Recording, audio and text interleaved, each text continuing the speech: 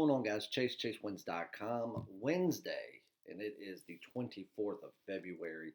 Still Tuesday night, but I got to sign some paperwork and get some things done. And there's a game that I want to talk to you about.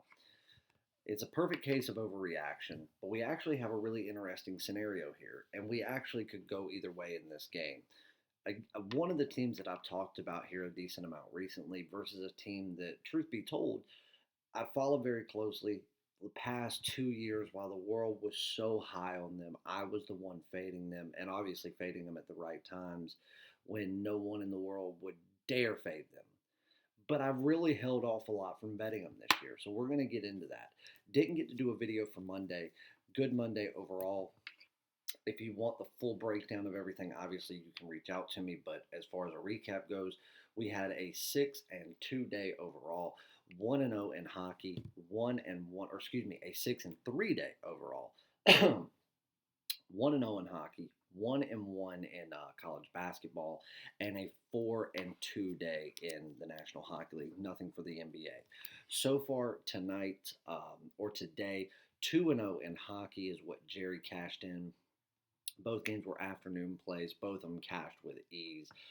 His overplay, I think they were halfway through the game when that one cashed. As far as the NBA goes, we had 3 plays, 2 underdogs and a favorite. The favorite ended up, I don't think the favorite cashed. That game was still going on just a few minutes ago before I started this, but we'll check the score. The 2 underdogs both cashed, and it was the... Nope, actually, I take that back. So one of the underdogs did not cash. They just barely missed it. The 76ers ended up beating the Raptors by 7 points. So just barely missed out on that when we had the Raptors plus the points. We had the Mavericks plus the points. They outright won 110 to 107, or 110 to 107. And then we had the Warriors. We took them on the money line because we got such a good line on them. They won 114 to 106. So a 2-1 day in the NBA. College basketball is the thing that has not completed yet. Looks like we're going to go 1-1 on the top plays there because Texas Southern, last time I looked, they were up by 40. Not much time left there. Had another underdog win on Florida. They won outright. So going to be a profitable day overall. But we will go over exactly what the profit was on the next video that we do, because I wanted to give you this video because I know the line at some point is going to move. So the quicker that I can get this out to you, the better. And I don't anticipate a ton of line movement, nor is it going to affect my decision, because again, this is a decision that again, we'll break it down. But either way, starting off the week, 2 profitable days, and that's what it's all about. Guys, we are going to profit every single day this week. That is not only the goal every week, but that is something that we are definitely going to do this week. So if you are not on a package, make sure you jump on one. There's plenty of stuff to choose from. Short-term, long-term, whatever you want. First and foremost, if you are not subscribed to the channel, subscribe. That way you get to be a part of this big crazy family. You get to make money on all the free content that we put out. Hit the notification bell so you don't miss out on any of that, on any of the content that we put out, because we don't put it out at any certain time each day. And there are times where, the lines could be time sensitive. So you make sure you want to get a notification as soon as anything pops up that we put out. Hit the join button or channel membership button for channel memberships. You get to see everything that includes, what it entails, so on and so forth, that are only exclusive to the members, live streams, so on and so forth. We are planning on doing a live stream on Thursday if everything works out the way that we want it to. So hopefully you guys will get to see a live stream on Thursday. And then obviously, first, before anything, smash the like button on this video. You have no idea how much we appreciate it. It makes YouTube push this video more, so more people that don't already know about us can be able to watch these videos and make extra money and get to do the same things you guys get to do. So we really do appreciate that. As far as the packages go, starting out at 3 days. $50 will get you 3 days, all sports, and it gives you every premium and daily top play that we put out. So like today, you get multiple top plays in a day, you get both of those. $50. You want to step up to a week, you get a better bang for your buck because you get 7 full days, which is almost like getting a day for free based on the 3-day price point. It's $99. For $3.99, you can get a 30-day pass, which is the same criteria, same details as the 3-day or 7-day, but you get it for 1 full month. If you want to step up and do one better, $4.99 gets you a 30-day all access pass. And then you also get horse racing, NASCAR, and every game of the week, game of the month, or game of the year, which are highest rated games that we offer. So you get those for no extra charge, because those are something that are only included for all access members, or you have to purchase them separately. So if you have any questions, reach out to us. We'll walk you through it. We'll let you know what you can get. If you were interested in the horse racing stuff that we offer, we are running that right now for $4.99 for the entire 2021 year. So every single horse racing pick, whether it be premium, top play, anything you get for all of 2020, we charge $999 for this particular package. This week and this week only, it's on sale for $4.99. It will go back up to normal price at the end of the week. So make sure you take advantage of that while you can, because the first week of March, our horse racing kicks off, and we give out dozens of picks a week, usually running Thursday through Sunday, but you can get anywhere from 10 to 30 picks in a day, depending on how much is going on in the tracks that we follow. So make sure you do that. Jerry is absolutely crushing his soccer. I mean, destroying his soccer. So far, he's only had 3 plays this week. He killed his game of the month over the weekend. He's a clean 3-0. He hasn't lost a single game this week. He doesn't plan on losing, so make sure that you jump on his soccer pass. You can get a full year. You can get just a specific season if you want one. Completely up to you. So, with that being said, let's get on a free play. Now, this game, I talked a lot about one of these teams. Was it last week? I think I talked about it a good bit last week. And one thing about both of these teams is neither one of these teams I'm overly impressed with, but there's one that is trending in a completely opposite direction of the other. You have an in-state rivalry. You have Tennessee versus Vanderbilt. Vanderbilt is obviously the home team, which that doesn't mean a whole lot, but at the same time, these two teams don't like each other. It's an in-state rivalry. And in some regards, this particular rivalry within basketball has been good in recent years. Tennessee, over the past few years, has been a ranked team. They found themselves sitting at the number 1 spot multiple times. They found themselves really, really just honed into that top 10, top 15 for the past few years. This year, not so much. Obviously, they're not that high ranked. Now, in saying that, they have had kind of an up and down year. They've lost some games that they shouldn't have. And you know what? They've won some games that I think that they probably very easily could have, lost. But right now they're sitting in the number 25 spot. Based on the way that the team that's actually ranking these teams, based on what they're going off of, I think they should have them sitting at about the 22nd spot. Now, I don't have Tennessee truly at the 22nd spot in my ranking. I've got them at 24th. I'm just going off of the way they rank teams, and they're not really even following their protocol. So, but the thing with these two teams is obviously, Vanderbilt has struggled mightily. And it doesn't matter whether it's in conference play, whether it's non-conference play, it doesn't matter. They've just struggled all across the board. And Jerry Stackhouse, the coach, he's come under, and I don't even want to say he's come under real scrutiny, because nobody's really gone out there and really gone after him. But what they have done is started to question it. Like, hey, you come in, you basically take this job. Obviously we knew you were going to bring people into, you were going to bring people into the mix that weren't already there. You were going to bring people with you. And that happens with any new head coach that takes over. It doesn't matter what sport it is, and it doesn't matter when they come in. If they are going to come in and take over a head coaching position, they are going to bring people with them. That's inevitable. But when you have people with Vanderbilt, over half of that coaching staff alone was not only doing well at the position they had, they were doing, in my opinion, some of the best in all of the SEC. And the SEC has been trending upward in the past few years, with not only teams like Kentucky, they're kind of always in the mix, usually, this year being kind of an exception to the rule, Auburn being up there in the mix, Alabama doing really well. And then, of course, you have teams like Tennessee that have really been in the thick of it. So, based on years past, the SEC has been more dominant than really they ever have been as a conference in basketball. So it was really surprising to see Jerry Stackhouse come through and literally clean house. I mean, he absolutely cleaned house. He brought his own squad in. And with Jerry's playing days, obviously he is a North Carolina grad, played under the best coaches there ever was. I get that. He brought that up. But then when one person says, like, hey, man, you've only won 6 conference games, you've only gone out there and won, what, a total of like 16 games, period, most of which are against absolute nobodies, even some Division two schools. Like, when is this whole thing going to start to pick up a little bit? You come in, you clean house. People feel like you come in with the shot to really, really battle in the SEC East, make a run against Tennessee, really come in because they're recruiting so well, and now it's all just kind of gone down the shitter. And he can't take criticism. He blames it on Trump supporters.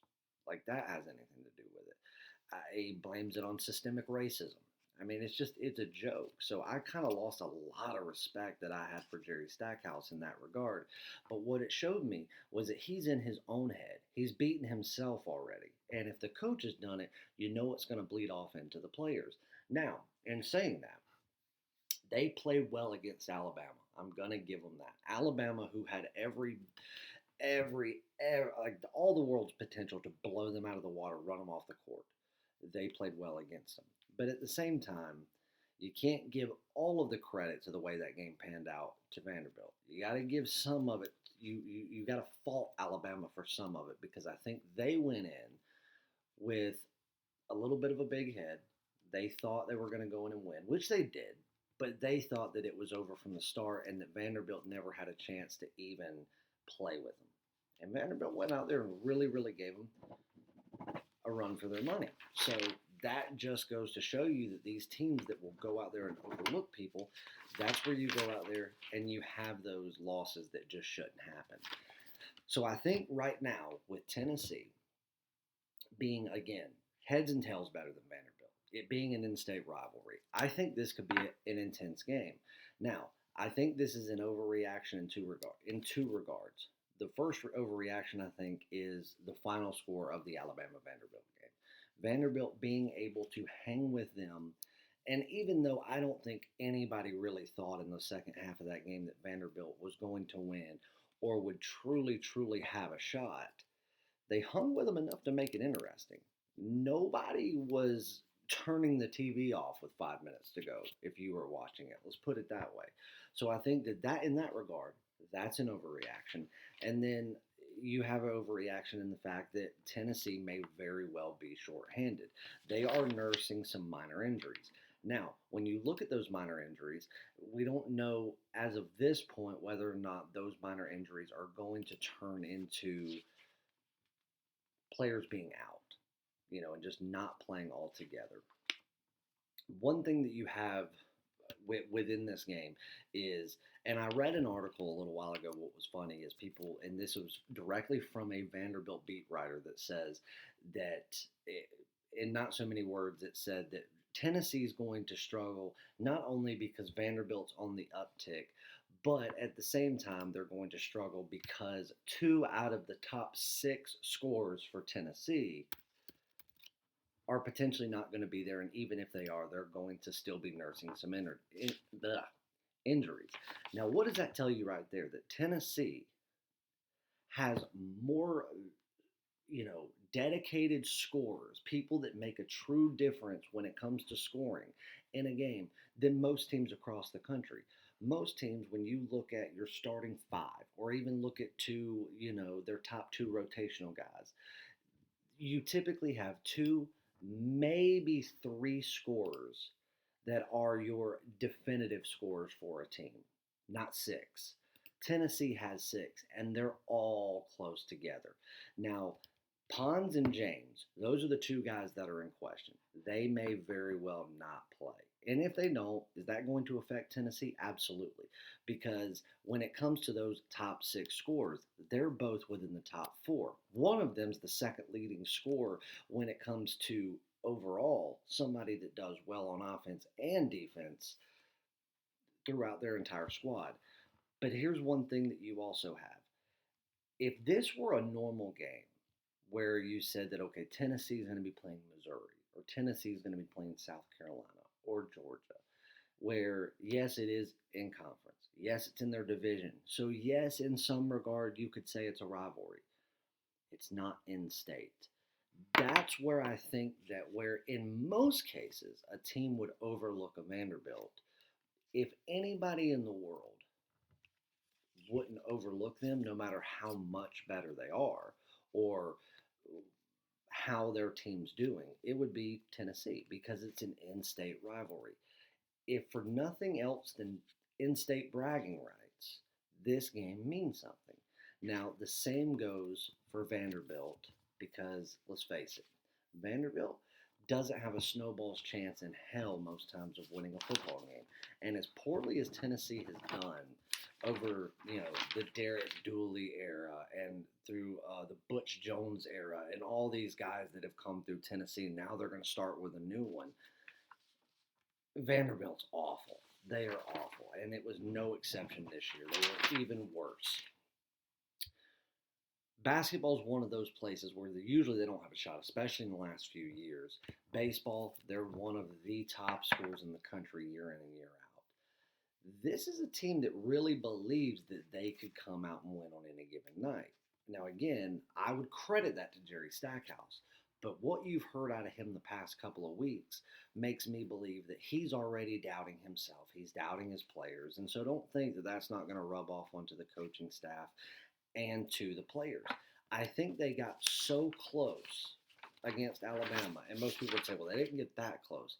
They got close enough to get the wind knocked out of them when they still did not have a W at the end of the game. So, in saying that, I feel like they're going to come in a little bit more fatigued, a little bit more with their tail between their legs, and Tennessee knows that if James and Pons don't play, that they've got their work cut out for them. So I think you're going to see the rest of the guys step up. And if they do play, Tennessee is smart enough within their coaching staff, within how they rotate players, to not overdo it with those guys. Put them in at the right times. Let them have specialty tasks within that game to where I think that they really do get utilized the right way and they become important and very dominant factors in this game. But here's another reason that I think that that this line is just way off. Because when I did this, I broke it down three ways, excuse me. So if the game was 100%, there was nothing going on with either team, you had no injuries to worry about, yada, yada, yada, I've got Tennessee laying 14. Then you look at it with James and Pons playing, but limited minutes, maybe nursing an injury, maybe they're a little bit lighter workload. I've still got them laying 11 and a half. Then we take James and Pons completely out of the equation and say they don't play, and I've still got it at 9.5. Right now, we're getting Tennessee at 6.5. And I think that it's going to come down to what's going to be the biggest factor in this game, despite whether or not these two guys play, or despite whether or not they've got limited minutes. I really, really think that this game in particular is going to come down to turnovers, number one, and what you get off of those turnovers. So you've got right now 11.9 or 12 turnovers on average per game for Tennessee, which ranks right at 88th in the country. Now, then you go over to Vanderbilt, who's averaging 15 turnovers a game, which ranks right around 235th in the nation. Now you think, okay, 15 turnovers, 12 turnovers, what's the difference? Can be a big deal. That can be the difference between up to 9 points just in turnovers right there. Then you go out there and look at what the teams are averaging points. Tennessee has never been a high scoring team. That's not what they go after. They go to limiting points, not just scoring them. So each one of these teams is averaging right around 73 points a game. But then you go out there and look at what are the teams allowing per game. You've got Vanderbilt on average allowing 76 points per game, which is 265th in the country out of 353 Division I teams. And right now, even with the couple of poor performances defensively that Tennessee has shown, on average for the season, they're only allowing 62 points per game.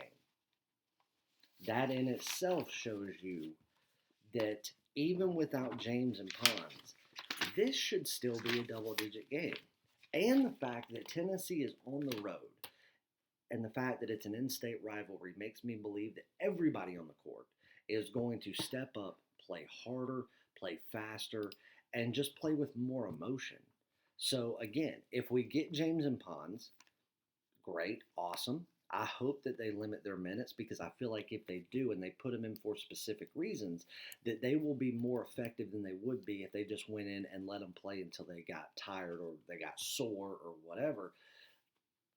I think you're going to see the same thing out of Vanderbilt, but what I think you're going to see is that's where the mismatch comes in, and Tennessee's able to capitalize on just the fact they're not there talent-wise.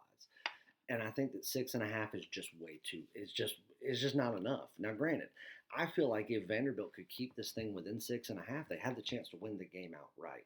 And it's going to come with Tennessee overlooking this team. If they overlook them, they may not cover. Hell, they may not win. But if they come to play and they actually come to play the game complete, I don't see any world where Tennessee doesn't win by at least double digits. And again, if this was a game against just another SEC East opponent, then I'd lay off the game because of the overlook factor. But being that it's an in-state rivalry, being that it is a true rivalry, and being the fact that Vanderbilt's kind of walking in with their chest puffed up just a little bit and saying, hey, we hung with Alabama, but yet they really did get kicked in the nuts. I think that Tennessee wants to go out there, run them into the ground, and then make people like Alabama perk up and go, oh shit, this is a team that's here to play.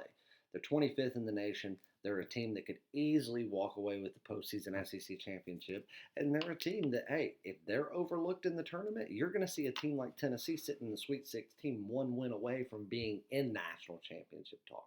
I don't think it happens, but it's more than possible. Any way you want to cut it, I'm going to take my chances. I don't believe Tennessee's very well coached, even though I don't like where their coach came from. I truly do believe that when it comes to this situation, he's not going to allow his players to overlook it. So this investment comes down to, what are you betting on? Are you betting on Tennessee to overlook Vanderbilt or Tennessee to come play for 40 minutes, even if it is shorthanded? I'm betting on the latter. I'm betting on Tennessee to come play for a man that won't accept anything less than 40 minutes of give it all you got. And if that is the case, and that is what they do, then you're going to watch Tennessee walk away with a win by 10 plus, and the 6.5 just isn't going to be enough to keep Vanderbilt in it.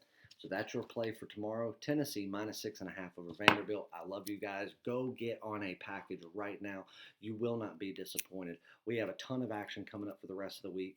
And one special announcement. If you watched it all the way to the end, if you bought a 1-week pass or a 30-day pass, whichever one, this week. So Monday, Tuesday, if you buy it today, anybody that buys it, 7 days or 30 days, whichever 30-day pass you want, you will get NASCAR absolutely free this Sunday.